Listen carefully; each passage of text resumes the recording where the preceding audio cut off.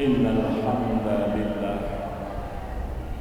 nahmaduhu wa nasta'inuhu wa nastaghfiruh wa na'udzu billahi min shururi anfusina wa min sayyiati a'malina may yahdihillahu fala mudilla lahu wa may yudlil fala hadiya lahu wa asyhadu an la ilaha illallah wahdahu la syarika lahu wa asyhadu anna Muhammadan abduhu wa rasuluhu la rasula wa la nabiyya ba'da. Allahumma salli wa sallim wa barik ala sayyidina Muhammad wa ala alihi wa sahbihi wa man tabi'ahum bi ihsanin ila yaumil qiyamah. Amma ba'd. Raditu billahi rabban wa bil islami dinan wa bi Muhammadin nabiyya wa rasula rabbi zidni ilma warzuqni fahma. Amin. Yang saya hormati Bapak pengurus Yayasan Manarul Iman, Bapak Ketua DKM Masjid Manarul Iman, hadirin wal hadirat yang insyaallah dimuliakan Allah Subhanahu wa taala.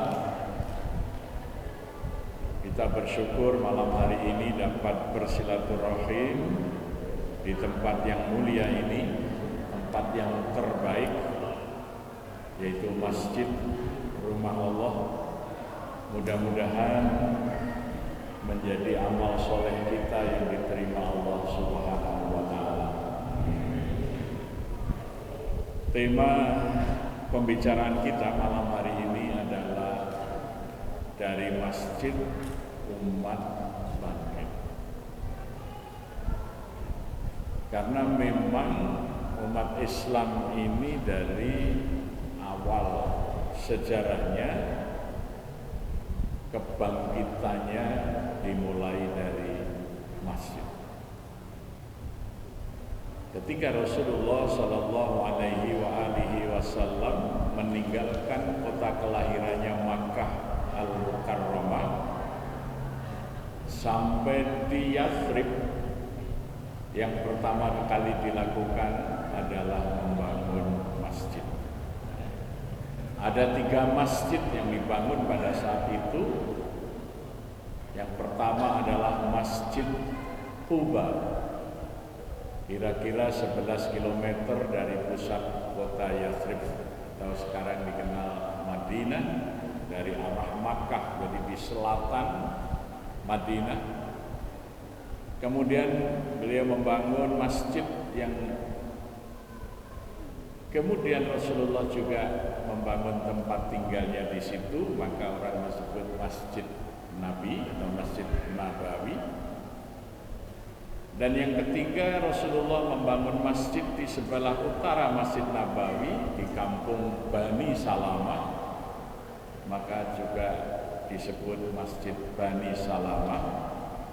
Hanya karena pernah ada kejadian ketika Allah memerintahkan beralih kiblat dari arah Masjidil Aqsa ke Masjidil Haram, Masjid Bani Salamah itu sekarang lebih populer dengan nama Masjid Qiblatain.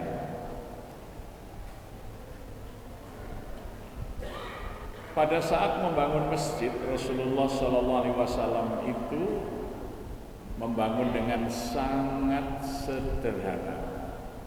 Sangat sederhana. Bisa kita lihat di Museum Madinah bagaimana sederhananya Masjid Nabi di masa Nabi. Hanya batu yang ditata, direkatkan, tidak dengan semen, dengan tanah liat saja. Lantainya pasir, tanpa atap, hanya ketika panas dipasang atap sementara dari pelepah kurma. Kalau hujan, ya basah jamaahnya. Rasulullah ketika sedang itikaf di malam Qadar, beliau sujud itu sampai dahinya kena lumpur karena memang lantainya hanya pasir tanpa atap. Nah, melihat Rasulullah membangun masjid sederhana seperti ini, orang-orang musyrik Makkah kemudian mengatakan, kami lebih bisa memakmurkan masjid Allah daripada Muhammad itu. Lihatlah Masjidil Haram, kami bangun dengan megah dari bata, maksudnya dari batuan yang kami tata dengan bagus.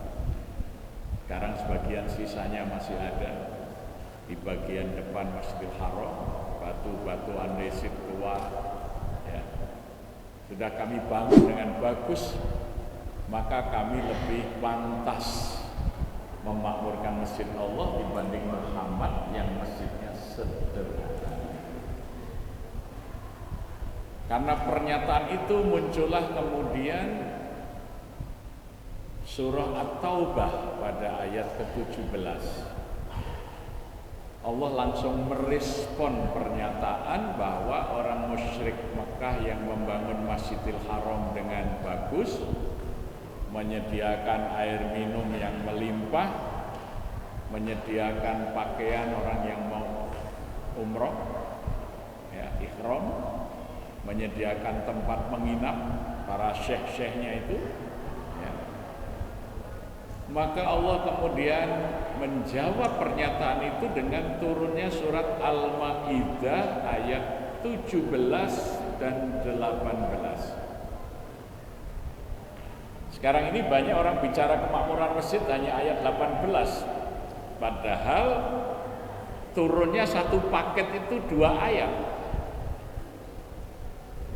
Ayat 17 Allah berfirman, "Makana lil musyrikina ayya'muru masajidallah syahidina ala anfusihim bil kufr. Ulaika habitat a'maluhum wa finnari hum khalidun." Tidaklah pantas orang-orang musyrik itu mengaku telah memakmurkan masjid-masjid Allah, sedang diri mereka sendiri ingkar, maka sia-sialah apa yang mereka lakukan itu, dan di neraka kelak mereka kekal selama-lamanya.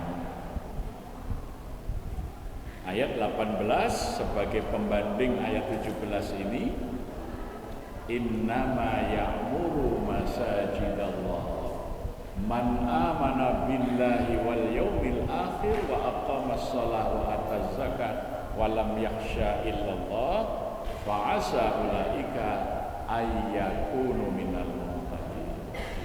Tegas, kalau memakmurkan masjid ukurannya adalah bagus dan mewahnya bangunan, itu cara berpikir orang musyrik. Jadi kalau DKM itu hanya mikir masjidnya supaya megah bagus, itu logika orang musyrik.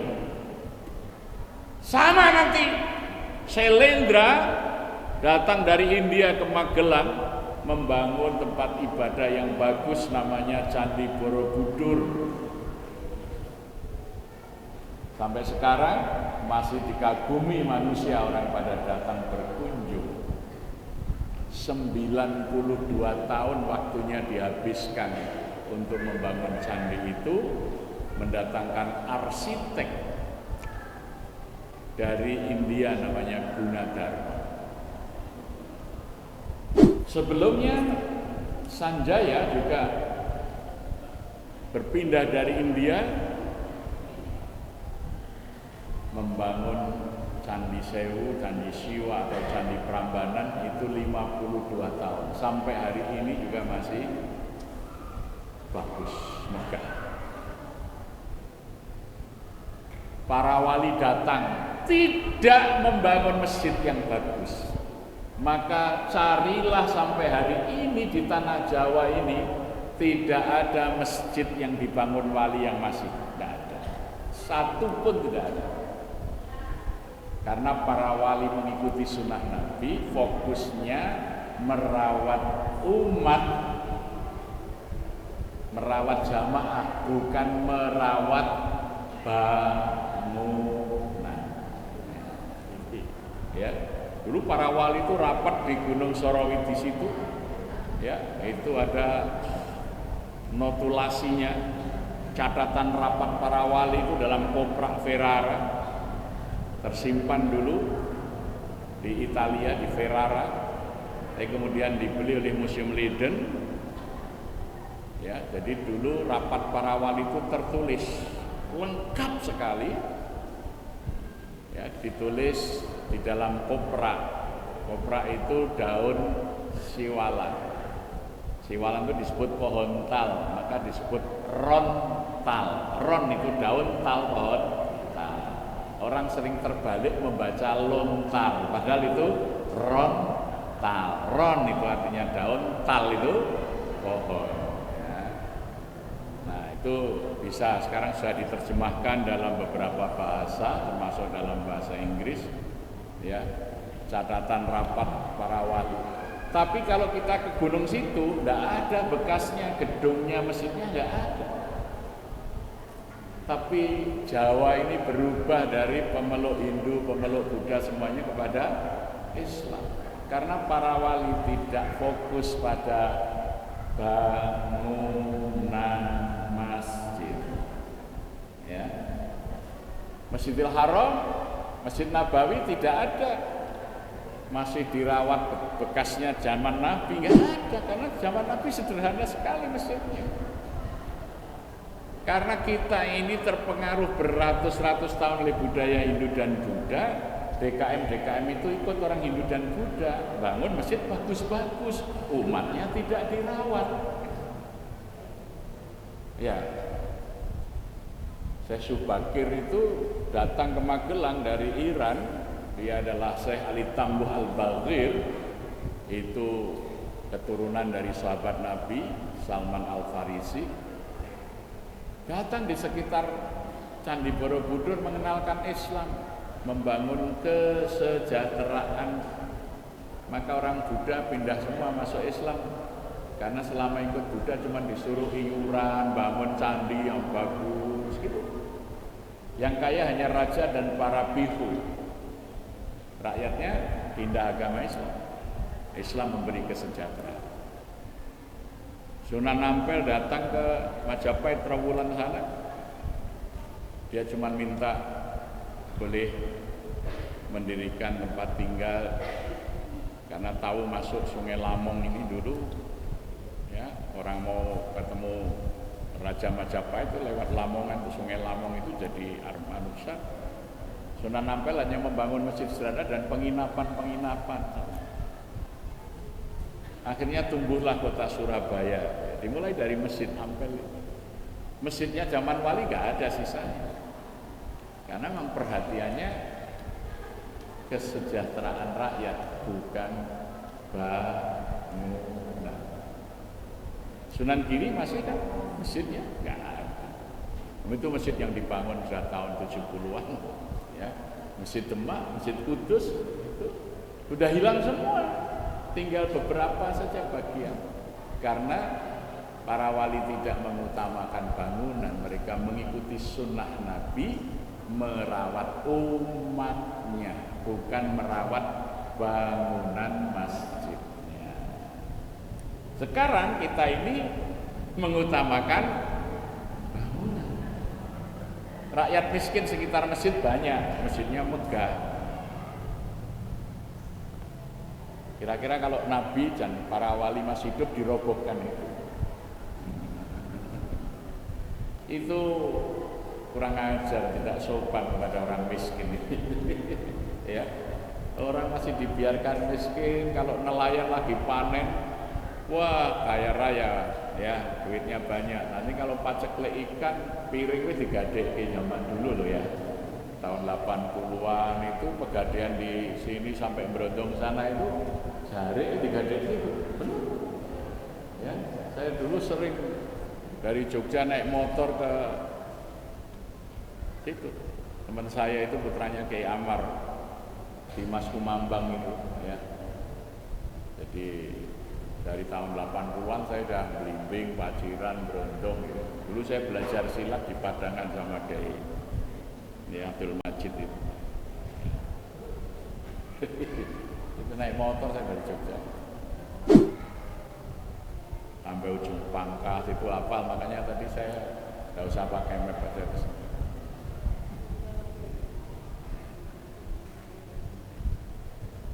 Jadi Allah menegur orang-orang musyrik yang mengaku sudah memakmurkan masjid-masjid Allah hanya karena bangunannya lebih bagus dari bangunan masjidnya Rasulullah. Maka Allah kemudian menjelaskan bagaimana orang beriman memakmurkan masjid itu di dalam ayat 18. Innama ya'muru masajidallah man amana billahi wal yaumil akhir wa aqamas shalah wa ataz zakat wa lam yakhsha illallah fa asa ulaika ayyakunu minal muhtadin. Digunakan kalimat innama sebagai pembuka. Innama itu jumlah khobariyah. Jumlah khobariyah itu menunjukkan sifatul lazimah. Sudah menjadi sifat yang lazim orang yang beriman kepada Allah dan hari akhir memakmurkan masjid-masjid Allah. Artinya penanda keimanan kepada Allah dan hari akhir itu memakmurkan masjid-masjid Allah. Jadi kalau orang tidak pernah memakmurkan masjid Allah, berarti tidak ada iman kepada Allah dan hari akhir.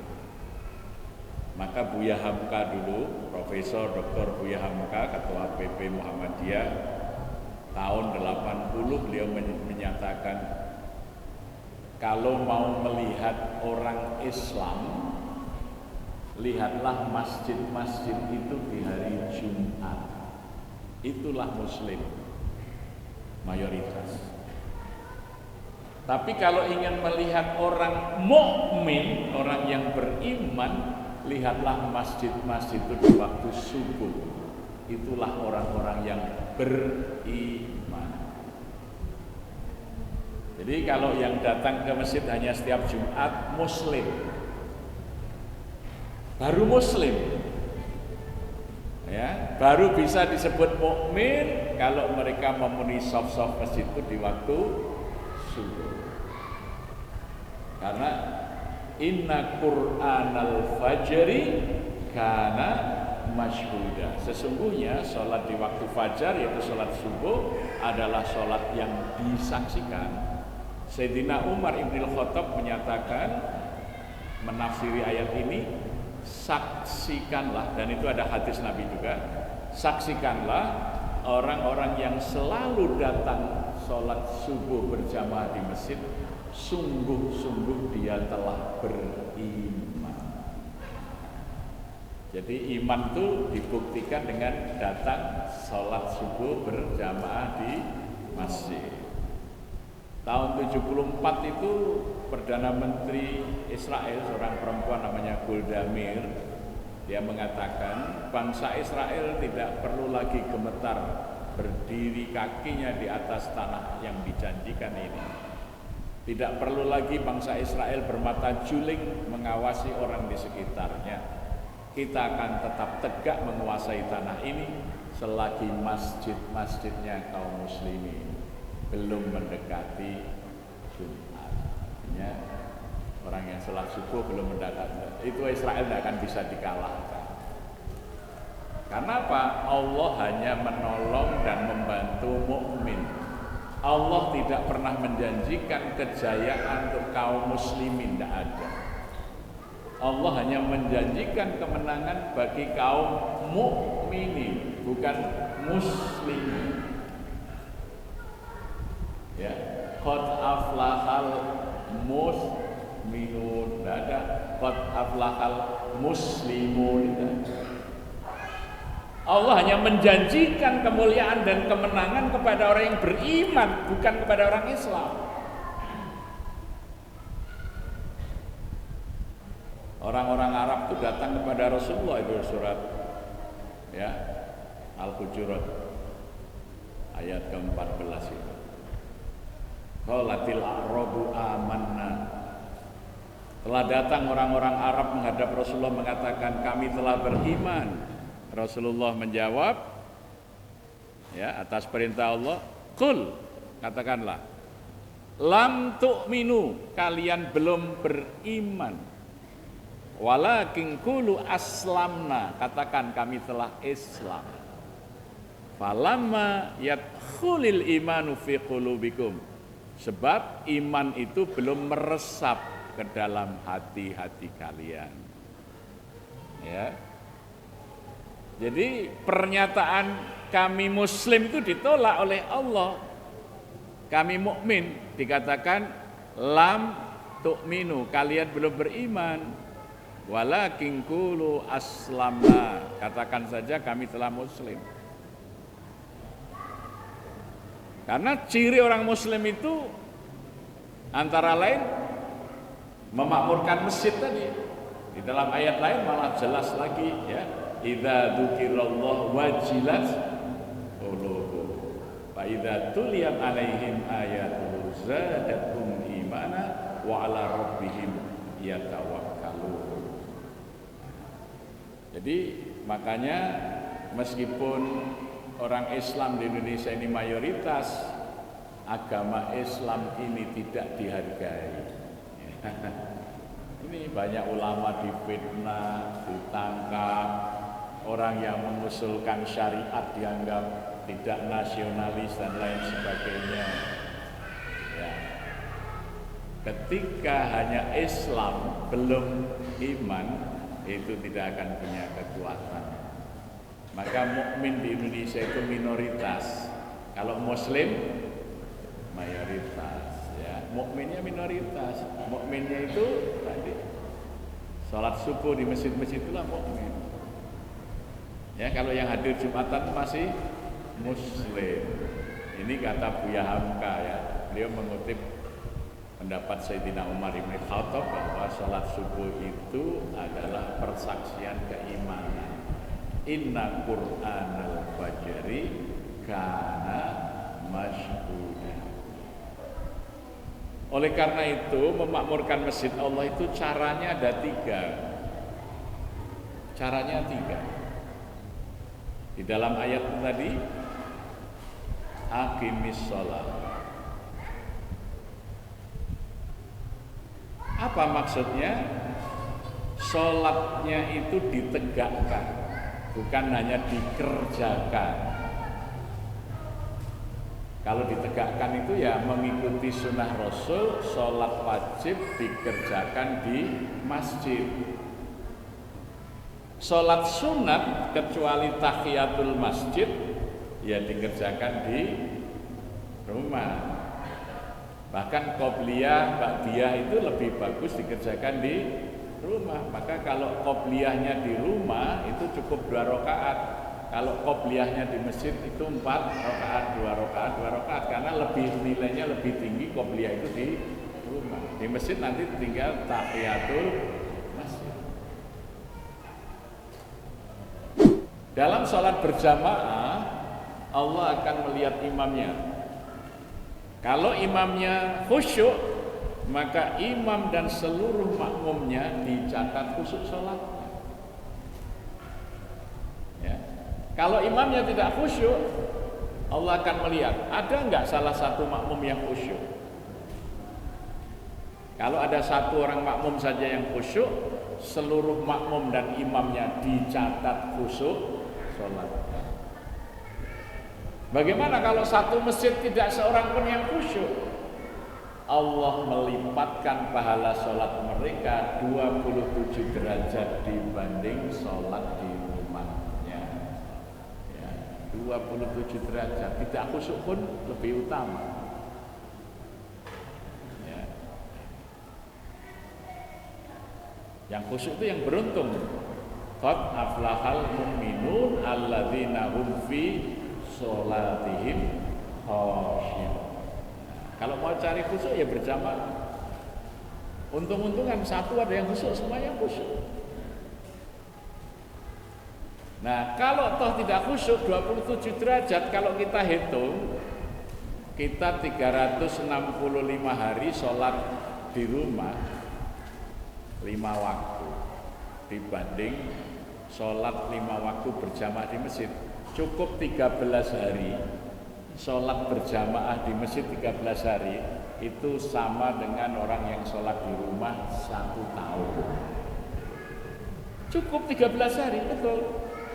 27 kali 5 ya kali 13. Kalau dibandingkan, kalau sholat di rumah 1 kali 5 sehari hanya 5 poin kali 365. Jadi sholat di rumah itu setahun, di masjid cukup dikerjakan 13 hari. Jadi itu perbandingannya. Jadi hanya orang-orang yang bodoh saja yang tidak berjamaah di masjid sebetulnya. Benar Pak, kalau yang cerdas mesti berhitung. Lawang ada diskonan persenan aja orang sudah hitung-hitungan, ya rugi sekali orang yang tidak membiasakan dirinya sholat. Lah sekarang tugasnya DKM apa? Tugasnya DKM adalah menggerakkan rakyat untuk sholat berjamaah 5 waktu. Bukan menyalakan speaker kemudian adzan. Bukan. Adzan itu bukan meneriakkan kalimat-kalimat adzan. Adzan itu mengorganisir. Ini kalau kita lihat dalam surat Al-Hajj, kata adzan itu dalam Quran, fa'adzin finnasi bil hajj ya'tuka rijalan wa ala kulli dhamir ya'tina min kulli fajjin amir. Adzanilah manusia untuk melaksanakan haji. Apa yang dilakukan? Ada menteri haji di Saudi Arabia. Di negara pengirim ada Kementerian Agama, ada Direktorat Penyelenggara Haji.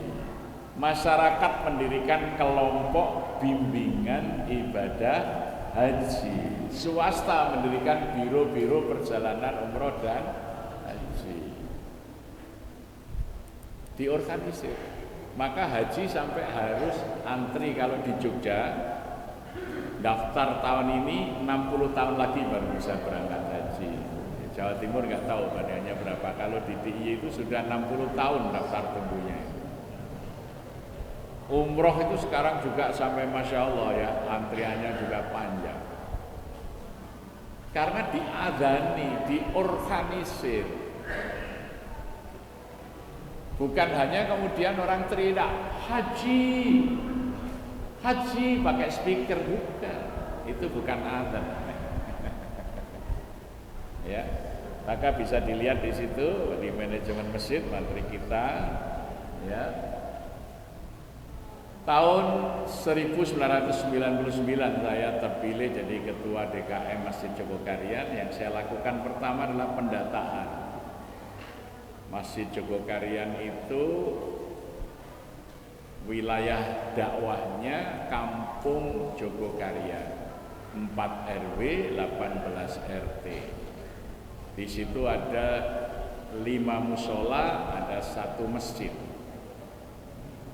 Warganya ada 907 kepala keluarga, 2.973 jiwa, jumlah musimnya 2.642, muslim yang sudah wajib mengerjakan sholat ada 1.839, yang disebut mukallaf yang sudah terbebani kewajiban sholat itu. Mukallaf atau orang yang sudah wajib sholat, yang belum sholat masih ada 816. Apa yang kami lakukan? yang kami lakukan yang pertama adalah membuat gerakan mensolatkan orang hidup. Bagaimana 816 warga yang belum sholat itu menjadi orang yang mengerjakan sholat? Ya, di materi manajemen dibuka nanti, langsung aja ke peta dakwah, dicari peta dakwah.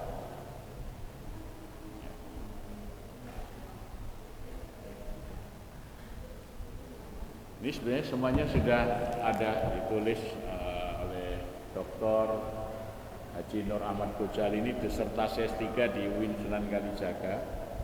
Ya. Judulnya buku Wakaf Progresif Masjid Jogokarian Yogyakarta. Tapi separuh buku ini menceritakan bagaimana Jogokarian memulai bergerak. Ya, coba dilihat di peta dakwah langsung aja. Peta dakwah.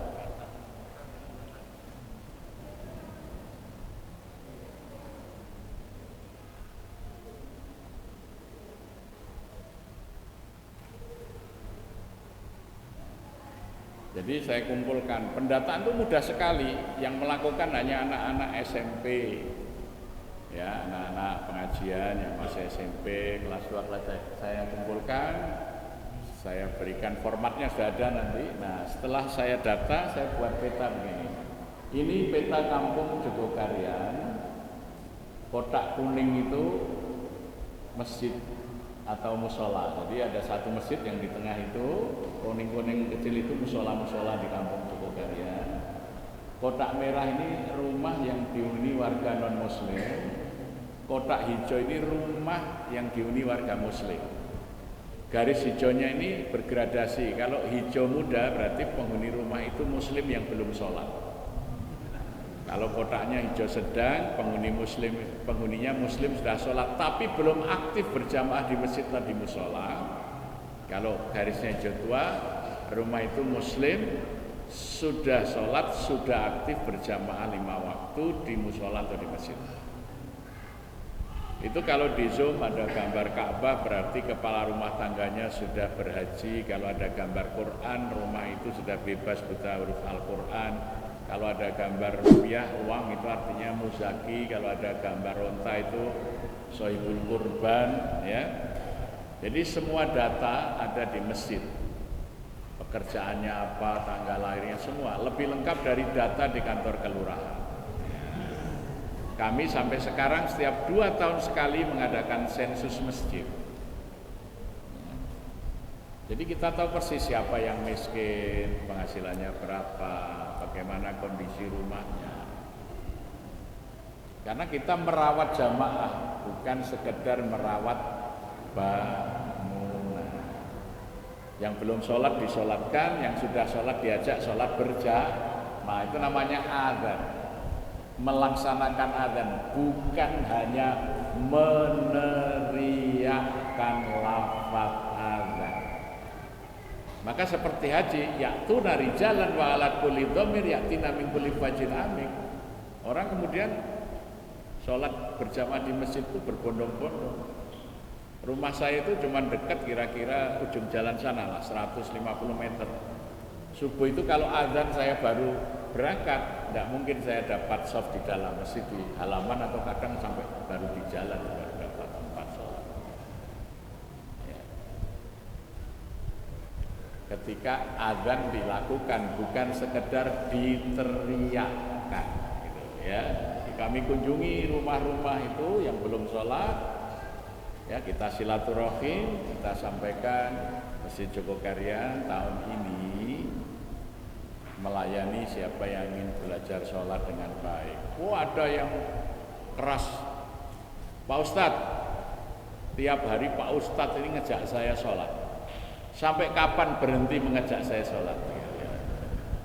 Saya bilang, ini perintah Allah. Saya berhenti kalau saya mati atau panjenengan yang mati. Lo serius Pak? Iya serius. Sampean itu tetangga saya yang baik. Saya itu bayangkan saya masuk surga, sampean di neraka. Wah, saya nggak tega, makanya saya ngejak terus. Akhirnya dia meluk saya, ya Pak Ustadz doakan saya bisa ikut. Itu kita memang punya tanggung jawab. Jangan sampai kita ketua DKM dari rumah lewat rumah tetangga kita muslim, mungkin belum sholat atau jarang ke masjid, kita hanya lewat saja nggak mengajak. Itu namanya DKM tidak bertanggung jawab. Loh iya Pak, nggak bertanggung jawab. Rasulullah itu pasti ngajak orang, bukan hanya bangun bangunan masjid, diajak orang itu ke masjid. Bukan hanya Rasulullah kemudian perintahkan Bilal adzan, Rasulullah jalan sendiri, enggak.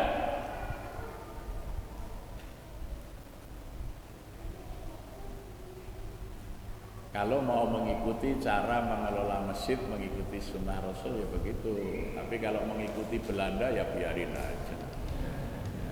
Sholat ya urusannya, tidak sholat ya urusannya, itu cara berpikir penjajah dulu. Makanya semakin banyak yang nggak sholat semakin senang, semakin mudah dijajah. Kalau pengurus masjid kok tahu tetangganya nggak pernah ke masjid padahal muslim, tidak pernah mengajak, itu namanya DKM tidak bertanggung jawab. Sekarang ini banyak loh orang itu menganggap membangun masjid seperti menggali kubur. Mau menggali kubur tapi nggak mau masuk. Orang lain yang suruh dikubur, ya toh?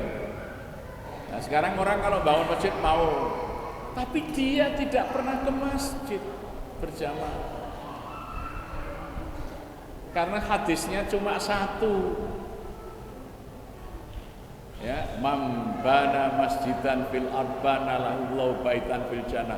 Loh, saya kan sudah bangun masjid, kan nanti sudah dapat rumah di surga. Tidak, bukan itu pahamnya.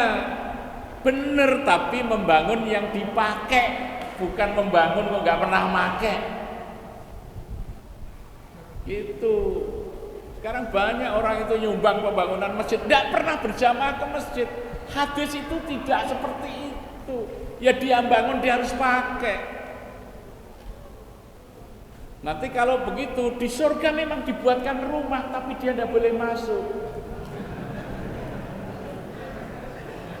Jadi orang yang ikut membangun masjid di dunia disediakan rumah oleh Allah di surga, tapi karena dia tidak pernah masuk berjamaah, besok juga rumahnya disediakan di surga, tapi dia tidak boleh masuk.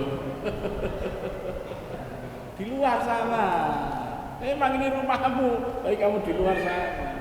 Ini hanya dimasuki oleh yang biasa masuk di dalam masjid. Jadi hadisnya itu harus benar memahaminya.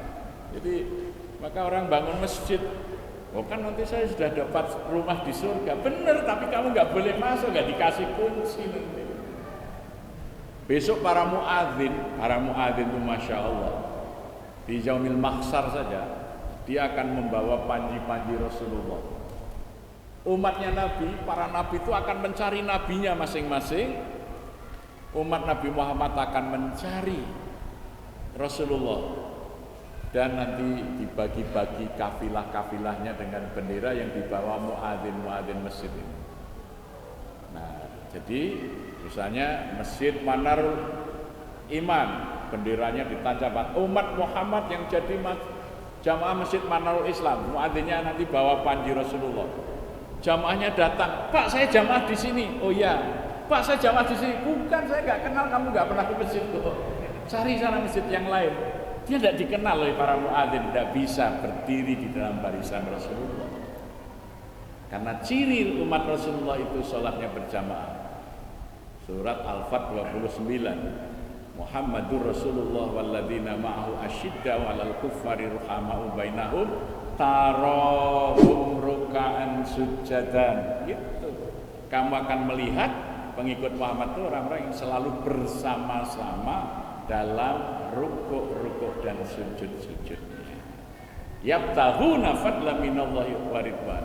Mereka bersama-sama mencari karunia dan keridhaan Allah. Jangan disepelekan muadzin.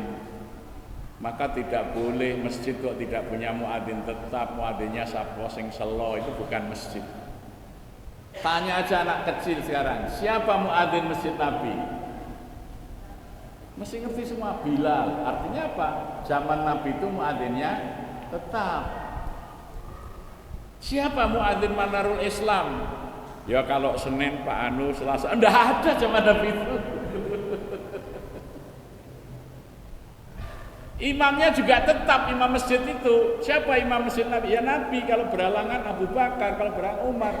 Sudah ada hierarkinya.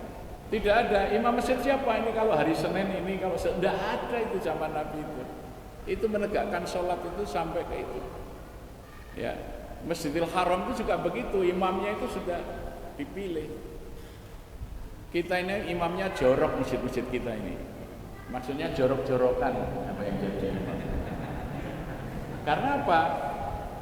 Umat tidak memikirkan kesejahteraan imam. Dulu Syekh Al-Kalbani, salah satu imam Masjidil Haram itu ketika datang ke Masjid Jogokarian, kami tanya, Syekh, gajinya imam Masjidil Haram itu berapa? Coba ada yang bisa tahu kira-kira berapa imamnya? Ya, tahun pertama kata beliau, tahun pertama Syekh Al-Kalbani jadi imam hanya 132 juta sebulan. Tapi murah. Karena jamaahnya Masjidil Haram itu waktu itu 2.600.000 kapasitas.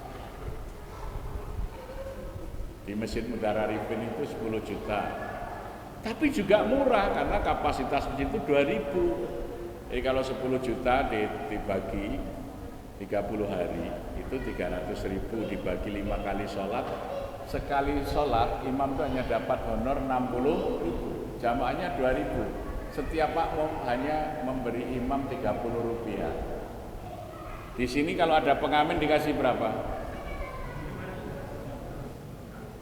500 atau 1.000, kan kurang ajar sekali jamaahnya.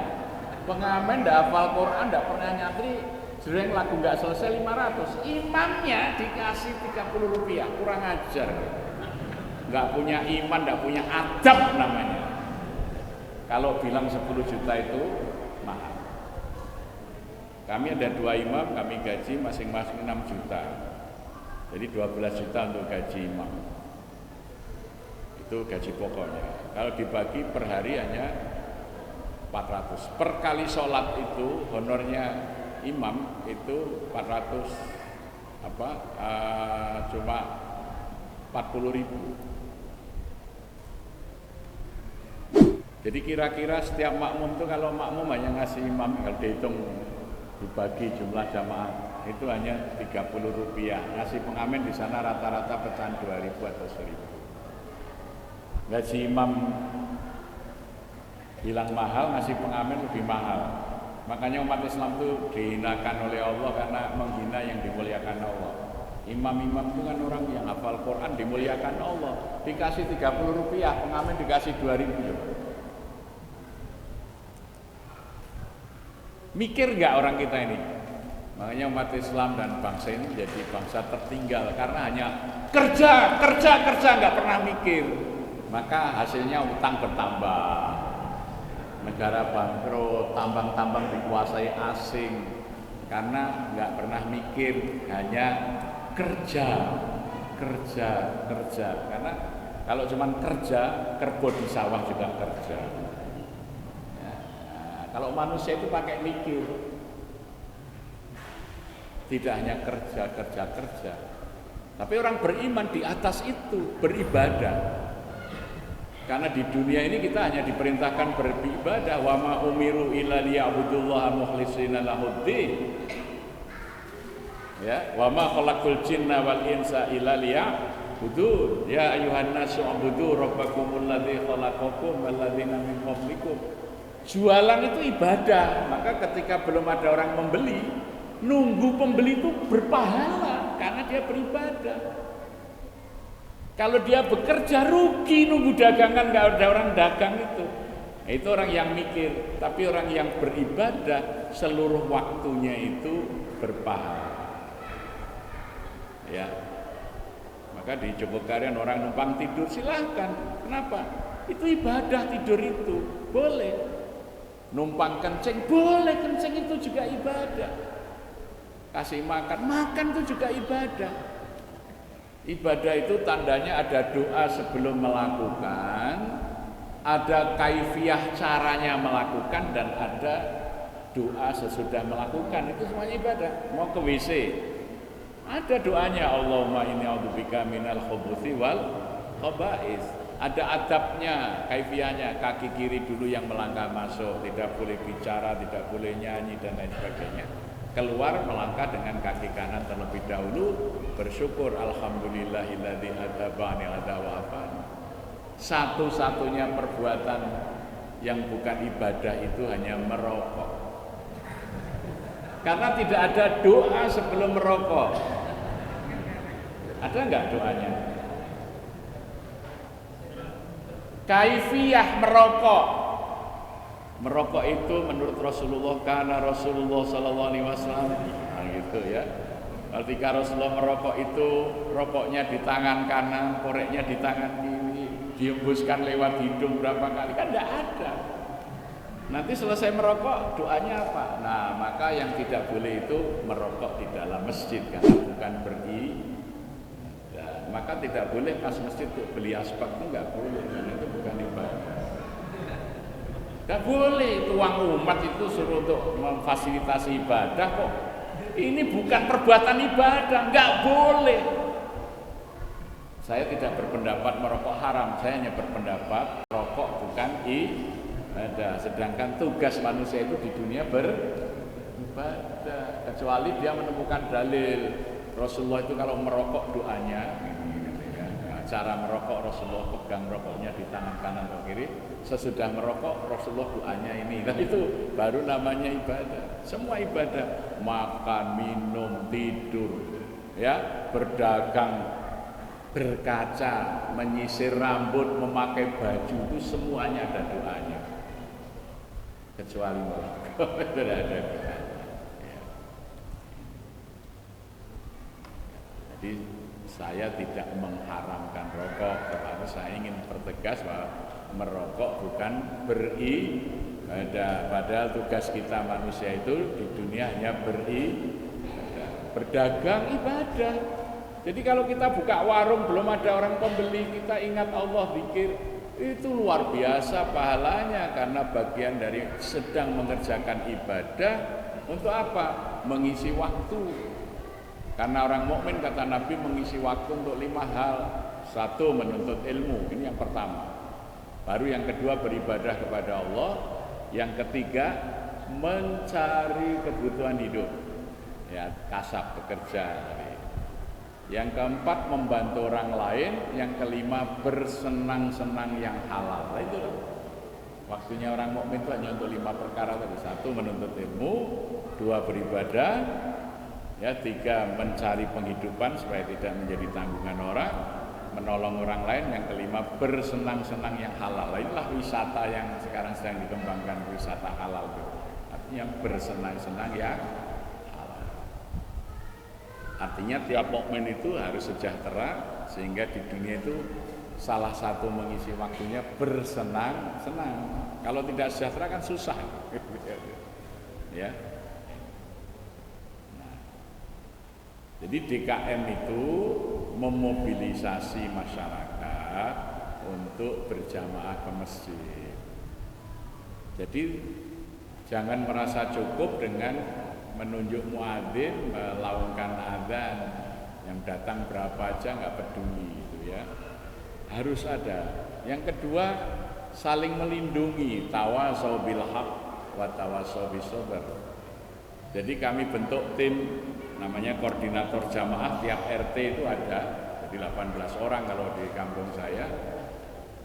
Kalau sampai ada jamaah yang sudah 3 hari nggak ke masjid, harus dikunjungi. Kenapa nggak ke masjid? Barangkali sakit atau apa. Sebab ya, kalau sudah 3 hari orang tidak berjamaah ke masjid, mau memulai lagi berat sekali. Idul Fitri itu ya, Ramadan itu tiap hari ke masjid. Idul Fitri libur berapa hari, kosong lagi masjidnya itu. Nunggu Ramadan lagi baru benar. Karena tidak dirawat jamaahnya. Yang biasa ke masjid Ramadan terus nggak ke masjid, dibiarkan saja oleh DKM-nya. Kalau kami enggak, ya pasca Ramadan tuh datengin lagi rumah, ayo ini tetap masjid itu meskipun bukan Ramadan tetap ada sholat subuh berjamaah, ada sholat maghrib berjamaah, ada sholat berjamaah, tetap bukan libur sebuahnya. Ya, harus diingatkan, itu kewajiban kita supaya nggak rugi. Tawasau bil haqqi wa tawasau bis sabr. Ini tugas DKM itu memang harus begitu. Makanya mulia sekali DKM itu. Rasulullah menyatakan inna ma'umaru masajidahum ahlullah. Sesungguhnya orang-orang yang menjadi takmir, yang memakmurkan masjid, hum ahlullah, mereka itu keluarganya Allah. Ya, betul. Keluarga Allah. Lo keluarga presiden aja jual martabak, ada yang ngasih modal sampai puluhan miliar kok. Itu baru keluarga presiden. Kalau keluarga Allah, pasti Allah itu akan menaungi, melindungi, menyayangi.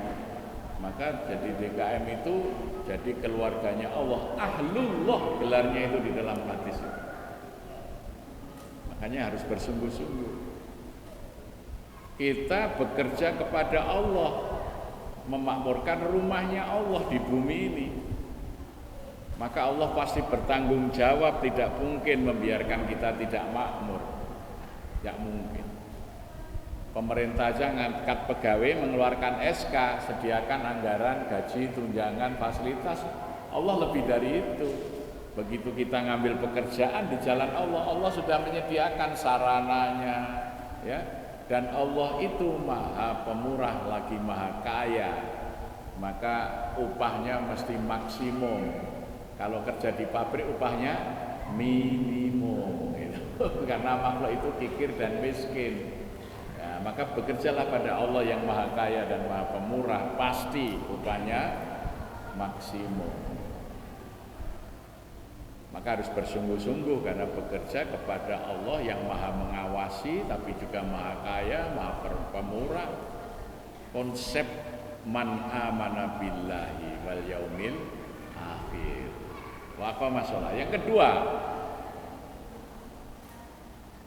wa'atuz zakat. Masyarakat itu oleh DKM dimakmurkan supaya bisa membayar zakat. Caranya bagaimana? Uang infak itu jangan untuk bangunan masjid, untuk mensejahterakan jamaah. Urusan masjid dari membangun sampai merawat tuh mengikuti sunnah Rasul dari wakaf produk.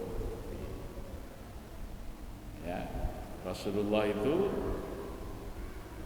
selesai membangun Masjid Kuba, turun ayat 92 surah Ali Imran. Lan tanalul birra hatta tunfiqu mimma tuhibbun. Tidaklah kalian mencapai puncak kebajikan sebelum kalian menginfakkan yang kalian cintai. Sayyidina Umar datang, ya Rasulullah, harta di antara harta-hartaku yang paling aku cintai adalah kebun kurmaku di Khaybar. Ada 70.000 pohon di sana. Aku serahkan kepada Allah. Qif, tahanlah. Nah, itu muncullah kalimat wakaf. Maka muadzin kayak Bilal ada 70 lebih, ya, ahlu sufah. Dari yang paling kecil Sayyidina Anas ibni Malik, ya, Abi Hurairah waktu itu masih 13 tahun, ada Salman Al-Farisi, Abi Dzar Al-Ghifari, itu semuanya disuruh tinggal, dibuatkan sufah, dibuatkan kamar-kamar di masjid, hidupnya semuanya ditanggung oleh masjid dari hasil wakaf. Bilal yang tadinya kerja di pasar setelah dimerdekakan jadi budak, jadi muadzin, hidupnya dicukupi oleh masjid. Masjidnya dari wakaf. Kemudian sahabat Abu Thalhah menyerahkan kebun kurma Ajwa di sekitar Masjid Nabawi. yang dikenal dengan kebun Buraiha, serahkan semua sebagai wakaf, ambillah. Ya, keluarganya disuruh bekerja merawat kebun kurma itu, dapat upah, sisanya digunakan untuk membiayai dakwah Rasulullah. Ya, itu. Ya. Nah sekarang ini bangun masjid dari infak, ngurus masjid jadi dari infak. Akibatnya apa? Satu, jamaah mau aktif ke masjid takut nanti kalau aktif ke masjid sebentar-sebentar dimintai sumbangan, gitu ya. Yang kedua, hak-hak orang miskin yang seharusnya dari infak itu tidak didapat, hanya jadi menara bagus. Jadi ini yang seharusnya dia jadi pedagang, ya bisa bayar zakat, tidak bisa bayar zakat karena nggak punya modal mau buka usaha. Sayyidina Utsman wakaf sumur di Romata, sumur yang dibeli dari orang Yahudi itu 90.000 dinar emas, kalau dikurs sekarang kira-kira 16 miliar. Airnya itu, nah, sampai hari ini kebun Buraiha, kebunnya Umar, sumurnya Utsman tidak berkurang, justru sudah melahirkan banyak hotel, banyak masjid. Jadi kalau kita melihat masjid Utsman bin Affan itu sebagian besar dibangun dari hasil pengembangan wakafnya sudah 1.300 tahun yang lalu. Ya. Madrasah-madrasah dibiayai dari situ. Universitas Al-Azhar itu lebih kaya daripada negara Mesir. Tiap tahun membiayai mahasiswa seluruh dunia, bukan dari pemerintah Mesir, dari hasil wakaf yang dikelola Al-Azhar. Ya. Jadi badan wakaf itu efektif sekali. Masjidil Haram bisa gaji imam marbut karena wakaf produktif. Kalau dulu ada Darut Tauhid ya, hotel, ada Hilton, sekarang ini ada Zamzam Tower. Pengelola wakafnya siapa? Sulaiman bin Laden, bapaknya Osama. Itu pengelola wakaf, nadirnya Zamzam Tower. Orang boleh wakaf berapa saja untuk itu tahun 92 waktu itu baru dibuat marketnya. Jadi saya mengikuti perkembangan Zamzam Tower itu dari pembuatan, perencanaan, market, dan bagaimana menggerakkan wakaf itu. Makanya Masjidil Haram itu masjidnya bersih, imamnya bagus, tidak ada kotak infak. Kita ini masjidnya rapi, kotak infaknya pirang-pirang. Karena tadi dari infak, maka masjid itu harus berubah, harus memikirkan memiliki wakaf produktif. Ya. Kami di Jogokarian merintis dari tahun 2003. Waktu itu infak setahun hanya 43.200.000. Nanti semuanya ada materi ini di copy lengkap ya, laporan keuangan dari tahun ke tahun. Maka kemudian kita gerakkan masyarakat untuk infak produktif. Lantai 1 masjid, lantai 2 masjid, lantai 3 saya buat kamar hotel. Karena di Jogja itu kota wisata, kalau sudah weekend liburan itu udah banyak sekali tamu mencari kamar. Apalagi ini milik masjid, BUMN, badan usaha milik masjid, nggak pernah kosong, ya. Sehingga biaya operasional yang kita itu sebulan itu sangat besar karena listrik kita itu 35.000 watt, kamar mandinya 48, karyawannya 21. Gaji terendah merbot itu UMR plus beras, plus beasiswa anak-anaknya kalau masih sekolah, plus jaminan kesehatan. Itu masih saldo dari hasil hotel. Ya, maka masyarakat melihat kemanfaatan itu, kotak wakaf kita sama rekening wakaf kita 1 tahun bisa 7 miliar. Nah, kami beli hotel lagi di Kaliurang itu, harga 6 miliar. Nanti pendapatan masjid tambah besar. Kotak infaknya ada, tapi 100% untuk kesejahteraan rakyat. Kami setiap 15 hari membagi sembako untuk 480 kakak miskin. Tidak boleh ada warga yang tidak bisa makan, masjid mencukupi. Masih kita sediakan ATM beras. Kami setiap bulan itu menyediakan berasnya aja 9 ton. Nah sekarang alhamdulillah kita sudah punya sawah, kita beli sawah untuk mencukupi kebutuhan rakyat. Ya. Tidak boleh ada anak putus sekolah atau kuliah karena biaya yang akan bayar masjid. Sekarang ini kepala sekolah potong kompas, datang ke masjid nagih, Pak ini ada warga Jogokarian yang belum bayar SPP 6 bulan, nagihnya ke masjid. Tidak boleh ada orang yang sakit yang tidak bisa berobat. Bahkan sekarang tiap hari 2 ambulan kami itu jemputin mereka yang sudah harus cuci darah. Karena mungkin cuci darahnya gratis dari pemerintah, tapi transportnya dari rumah ke rumah sakit itu kalau seminggu 3 kali, PP berapa kasihan. Kami tiap hari jemputin. Ini ya, semuanya bisa dilakukan ketika masjid bangunannya tidak merampas hak orang-orang lemah. Karena masjid dirawat, dicukupi dari wakaf produktif. Maka masyarakat merasakan kesadaran wakaf itu sangat tinggi. Perbandingannya ya, zakat mal sekarang ini hanya 3,2 miliar setahun.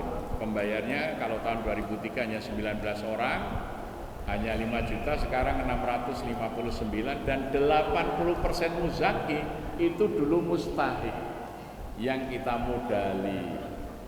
Sekarang jadi pengusaha. Ya itu tugas masjid, merubah mustahik menjadi muzaki. Infaknya itu untuk kesejahteraan itu, bukan untuk beli marmer, beli lampu hias, ya. Harus kembali ke zaman Nabi, kesejahteraan, merawat umatnya, jangan hanya merawat bangunan supaya tidak menjadi candi Islam.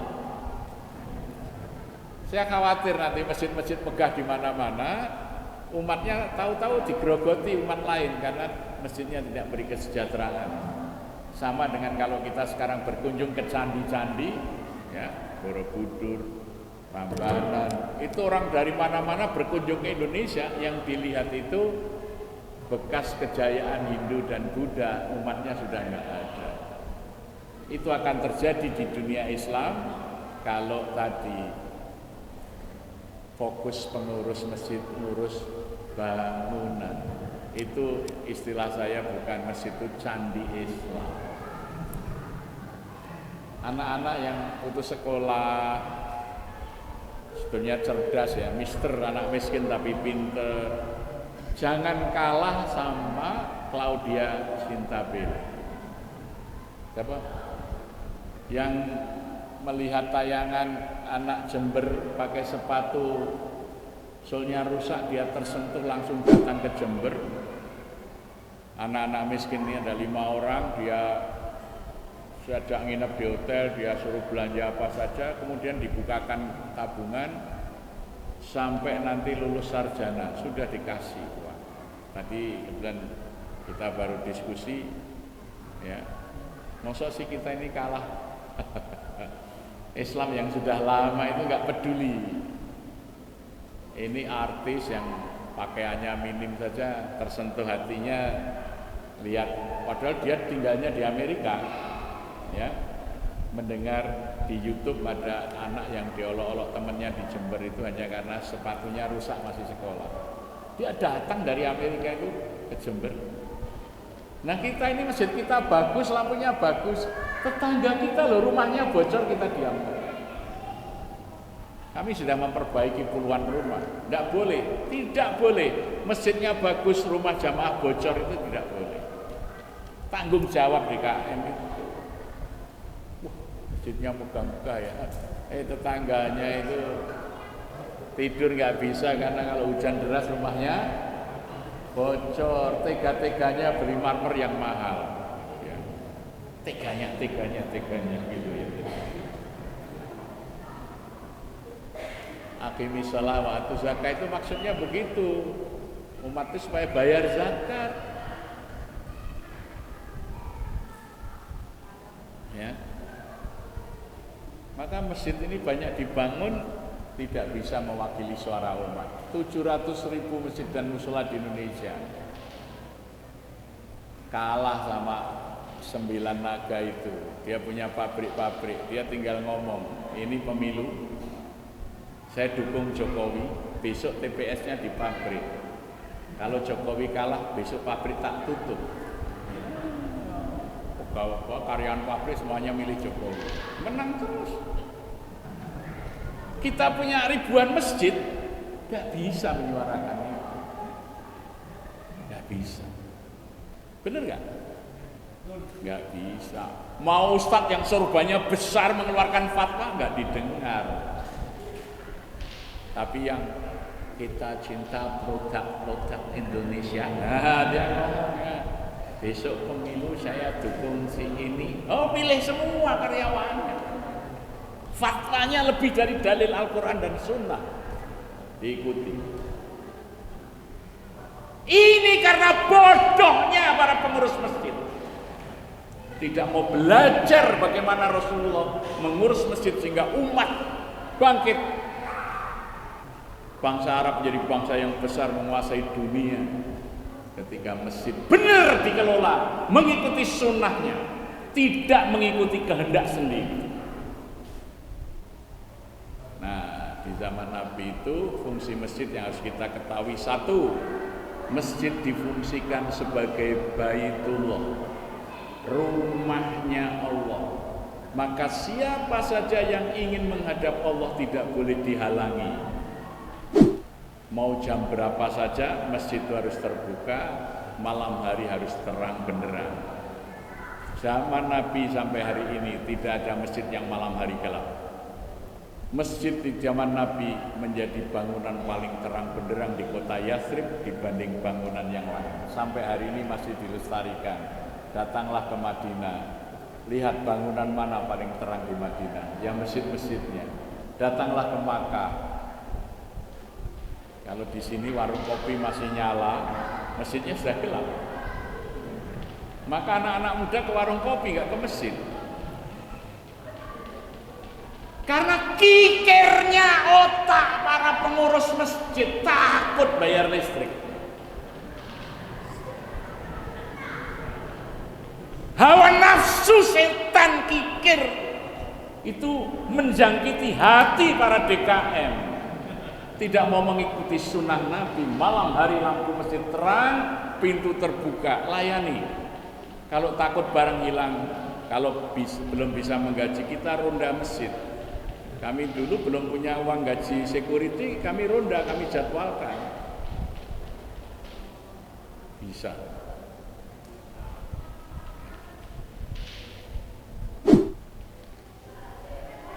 Ternyata ketika masjid itu terang, terbuka, orang itu akan datang. Dan datang ke masjid itu membawa berkah. Tapi kalau masjid itu malam hari sudah dikunci, lampu mati, yang ke masjid kan cuma sedikit itu. Mohon maaf, ini guyon aja saya juga ya. Orang ke masjid itu pakai sarung. Sarung sekarang ini belum ada sakunya. Maka kalau ke masjid nggak bawa uang, maka kotak infaknya sepi. Salah lagi nulisnya, kotak sodakoh. Sodakoh itu kebaikan berupa apa saja. Senyum juga sodakoh, berkata baik sodakoh. Jadi kalau ada kotak infak, sodakohnya cuma senyum aja di depan kotak infak. Kalau infak itu kebaikan yang berupa harta. Itu infak, makanya kalau kotak infak insya Allah diisi uang, tapi kalau kotak sodako dia semi aja. Karena mesum ya wis sodako.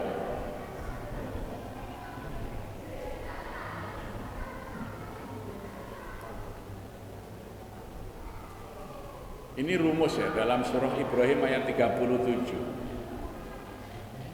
Nabi Ibrahim itu disuruh oleh Allah hijrah dari Hebron ke Makkah, waktu namanya Bakkah. Apa yang dilakukan? Ibrahim berdoa, Rabbana inni askantu min dzurriyyati fi wadi ghairi dzi zar'in inda baitikal muharram. Ya Allah, Engkau telah menempatkan aku dan anak keturunanku di lembah yang tidak ada air dan tanaman ini. Waktu itu belum ditemukan Zamzam. Rabbana liyuqimus shalah. Ya Tuhan kami, jadikan kami orang yang menegakkan sholat. Warzuq ahlahum minas tsamarat. Sebelumnya, was'al afidatan minan nas tahwi ilaihi. Jadikanlah hati manusia ingin datang menemui anak keturunanku di sini. Warzuq ahlahum minas tsamarat. Maka berikan penduduk di sini yang tidak ada tanaman dan air ini bermacam-macam buah-buah. Mekah itu sekarang mau cari buah apa saja ada. Semua Muslim pengen ke sana, tahwi ilaihim. Dimulai dari Rabbana liyuqimus shalah. Ternyata tidak hanya untuk Mekah. Jogokarian kami mulai menggerakkan sholat berjamaah ketika subuh tiap hari penuh, dari mulut ke mulut orang pengen datang. Ayo lihat subuhan di Jogokarian. Akhirnya Jogokarian menjadi destinasi wisata subuh. Berbis-bis orang datang ke Jogokarian hanya untuk melihat subuhan. Apa yang terjadi? Orang cari makan, cari penginapan, akhirnya hotel tumbuh, warung-warung buka, ya, cari souvenir. Maka kami buat peci khusus batik Jogokarian, ya, baju batik Jogokarian, sarung Jogokarian. Sekarang ini di kampung Jogokarian pengrajin peci ini sudah 30 kakak hidup hanya membuat peci ini. Dimulai dari aqimis shalah. Waj'al afidata minan nas tahwi ilaihim, nanti warzuq ahlahum, itu sudah satu paket. Ketika masjid menggerakkan orang untuk berjamaah sholat, Allah akan menggerakkan hati manusia orang datang. 2 bulan yang lalu imam-imam dari Amerika datang ke Jogokarian. Ada yang negro, ada yang kulit putih, ada yang Hispanik, ya, keturunan campuran Spanyol, datang turun dari bis, bingung ya. Nah, masuk, pertanyaannya apa? Masjid ini dibanding masjid kami di Amerika bagus dan lebih besar masjid kami. Tapi kok masjid ini jadi pembicaraan orang-orang Muslim di Amerika, ini ada apa ini? Ya, karena yang mustahik bisa jadi muzaki, ya. Sholat. Tadi Allah yang akan mendatangkan dari mana saja. Was'al afidatan minan nas tahwi ilaihi. Kalau masjid itu dibangun bagus fisiknya, datang cuma sekali untuk selfie, sesudah itu nggak datang lagi. Tapi kalau masjid makmur jamaahnya berulang-ulang, orang pengen menikmati, seperti orang ke Masjidil Haram, Masjid Nabawi kan ingin berulang-ulang menikmati sholat yang penuh. Itu sekarang juga begitu, banyak. Pak, kami ini sudah sampai ke 7 kali. Ini saya mengajak lagi, wah nikmat kalau subuh kayak di Masjidil Haram katanya. Kayak di masjid karena sesaknya orang sholat jamaah itu loh. Itu kenikmatan tersendiri. Itu sudah rumus tuh surat Ibrahim 37. Nah, maka kalau kita ingin memperbaiki Indonesia, itu hanya mulai dari masjid. Makanya kami membuat gerakan sekarang ini masjid pemberdaya. Saya cermati di Indonesia itu ada 3 tipe masjid. Satu, masjid perjuangan. Itu masjid yang untuk bayar listrik aja masih ngedarkan list, donatur gitu ya. Kemudian masjid berdaya, masjid yang sudah bisa mencukupi kebutuhan operasionalnya. Tapi kalau bisa masjid itu menjadi masjid pemberdaya, masjid yang bisa mengentaskan kemiskinan. Jiran-jiran masjid itu minimal 40 dari masjid itu terbebas dari kemiskinan. Kalau ada 700.000 masjid dan musola di Indonesia, 1%-nya 7.000, dari 7.000 masjid mengentaskan satu masjid 40 KK tiap tahun, itu saya kira kemiskinan di Indonesia selesai. Karena pemerintah tidak pernah serius mengentaskan kemiskinan. Ini saya kutip Pak Jokowi. Karena yang mikirkan rakyat itu yang semua rambutnya putih dan mukanya sudah berkerut. Pak Jokowi rambutnya belum putih dan belum berkerut. Jadi belum pernah mikirkan rakyat, dia masih mikir periode berikutnya. Jadi susah, tapi di masjid oh sudah banyak. Ini beliau ini yang sudah putih. Ini pikir rakyat ini kita. Jadi kalau masjid-masjid itu mikirkan rakyat tadi, satu masjid mengentaskan 40 KK dari kemiskinan. 1% saja masjid bergerak, selesai itu masalah kemiskinan di Indonesia. Tapi kalau masjid hanya membangun bangunan masjid, nah ini yang menarik kan? Itu saya dari Emirat kan nyumbang, memberi hadiah Pak Jokowi masjid di Solo, megah sekali itu. Kemarin Gibran wali kota diundang ke sana. Kenapa? Dia mengeluh APBD Solo tidak mampu merawat masjid. Nah, sampai akhirnya diundang, dikasih untuk merawat masjid. Nah itu masjid yang sangat bagus itu sebulan bisa 2 atau 3 miliar biaya perawatannya. Mau diambil dari mana? Tidak mungkin bisa sebulan infak 3 miliar itu. Yang bangun kan kaya raya emir di sana. Lah yang ngerawat, akhirnya Gibran teriak gitu, dipanggil, kemarin pulang dikasih berapa ratus miliar untuk perawatannya dan pengembangan. Nah, malah jadi beban itu, masjid bagus, nanti kalau nggak ada biaya untuk merawat, rusak. Lampu kalau tidak dinyalakan kan bukan lampu, namanya beling. Loh iya. Coba aja lampu-lampu hias itu kalau nggak dinyalakan nggak bagus. Bagusnya kalau nyala. Untuk menyalakan perlu listrik. Pernah ada orang nyumbang di Masjid Jogokarian ketika kas kami belum banyak dulu.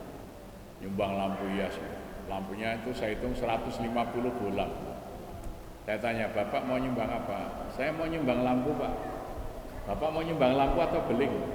Loh, bedanya apa? Lah, kalau lampu ini saya pasang nggak saya nyalakan, mau itu 150 bolang, kita belum ada uang untuk bayar listrik. Kalau nyumbang lampu, Bapak bayar listriknya untuk ini minimal. Itu baru namanya nyumbang lampu. Ada orang nyumbang itu memberati masjid. Nyumbang AC, pasang. Bulanannya DKM-nya yang mikir bayar listriknya ini kan. Akhirnya AC-nya dilepasi semua. Karena nggak mampu bayar listriknya, itu artinya nyumbang tapi memberati yang disumbang. Makanya sekali lagi kembali upayakan gerakan sadar wakaf. Karena apa? Bapak-bapak, ibu-ibu, wakaf itu bukan nilainya yang besar, tetapi kemanfaatannya yang abadi. Maka Rasulullah SAW ketika orang wakaf dipanggil Rasulullah, apa yang kamu kerjakan tadi? Saya barusan berwakaf. Rasulullah kemudian mengatakan, apa yang kamu lakukan telah menggetarkan arsy Allah, sehingga Allah telah menurunkan ayat untukmu. Maka Rasulullah membaca ayat akhir surat Al-Fajr, ya ayatuhan nafsul mutmainnah irji'i ila rabbiki radiyatan mardiyah fadkhuli fi ibadi wadkhuli jannat. Artinya apa? Kalau kita pernah berwakaf ikhlas karena Allah, maka besok kalau ajal tiba, Allah akan memanggil kita dengan seruan itu, ya ayatuhan nafsul mutmainnah. Tapi kalau kita belum pernah berwakaf, yang membacakan ayat itu mudin, kaum yang memberangkatkan jenazah. Tetapi kalau orang itu pernah berwakaf, karena Allah sendiri akan membaca ayat itu di saat ajal tiba. Maka jangan tidak pernah wakaf dalam hidup, sekalipun kecil. Makanya kalau di Jogokarian kami menampung, kita sediakan kotak wakaf. Ya, nanti masjid yang akan mengelola, bentuknya apa? Boleh 1.000, 2.000 niatin wakaf. Karena apa? Infak itu dalam Quran Al-Baqarah 216 itu dilipatkan 700 kali. Kalau wakaf jaminannya husnul khotimah, karena ketika orang mau wafat Allah yang manggil dengan ya ayah Tuhan nafsul mutmainnah irji'i ila rabbiki radiyatan mardiyah. Silahkan baca asbabun nuzul ayat ini ya. Itu adalah ketika Sayyidina Utsman bin Affan selesai berwakaf sumber Ramadan.